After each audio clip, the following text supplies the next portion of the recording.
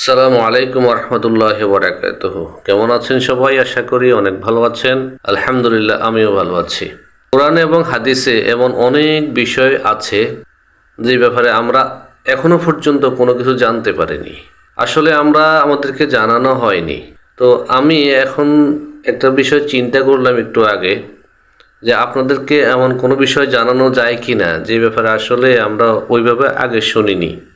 তো নতুন একটা বিষয়, সেটা হচ্ছে যে আমাদের অনেকের ঘরে পুরাতন জামা কাপড় থাকে এবং আমরা এই জামা কাপড়গুলো আমাদের গ্রামে যারা দরিদ্র বা অভাবী মানুষ আছে তাদেরকে আমরা দান করে দিই, অথবা কাউকে বলি যে আপনি এই জামাটা গায়ে দিয়েন।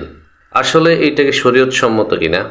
তো এখানে একটা হাদিস আপনাদেরকে আমি দেখাই, সহিহুল বুখারী 13 নম্বর হাদিস।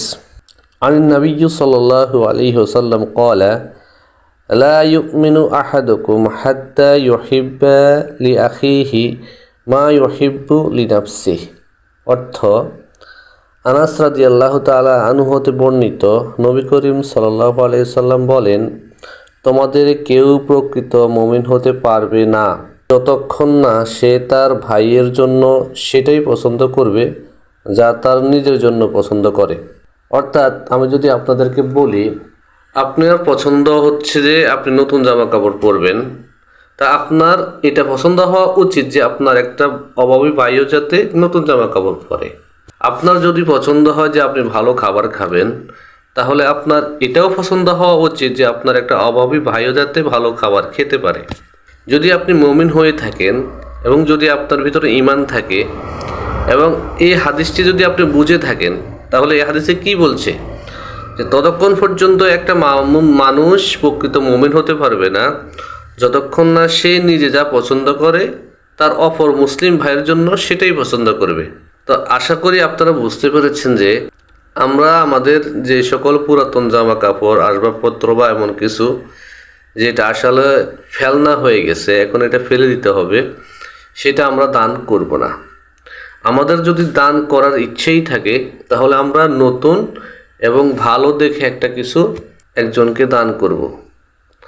আর দানটা আপনি যে করতেছেন সেটা হচ্ছে আল্লাহর রাস্তায়, আল্লাহর জন্য দান করছেন।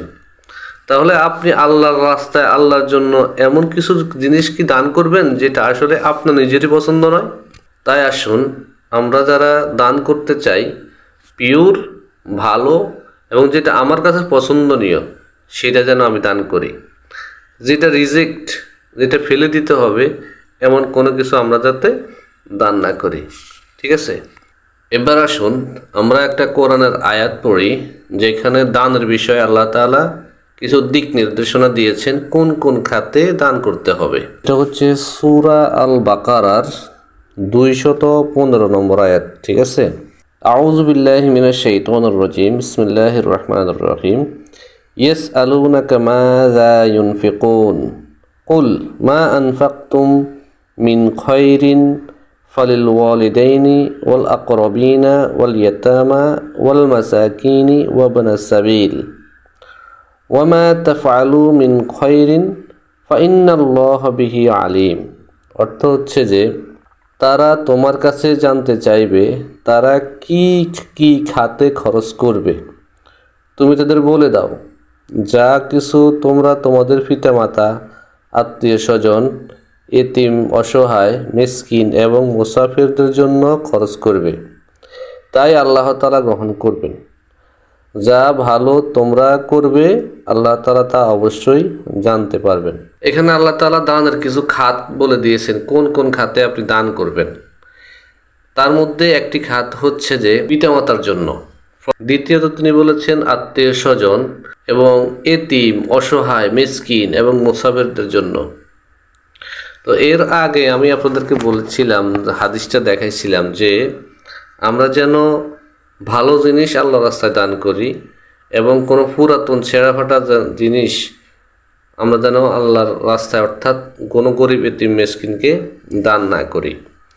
তাহলে কিন্তু আমরা প্রকৃত মুমিন হতে পারবো না। এখানে আল্লাহ বলছেন কোন কোন খাতে দান করতে হবে। বুঝে শুনে যেখানে দান করলে সওয়াব হবে এবং যে যে খাতে দান করলে আল্লাহর নির্দেশিত আয়াতের হক পূরণ হবে আমরা সেখানে দান করব।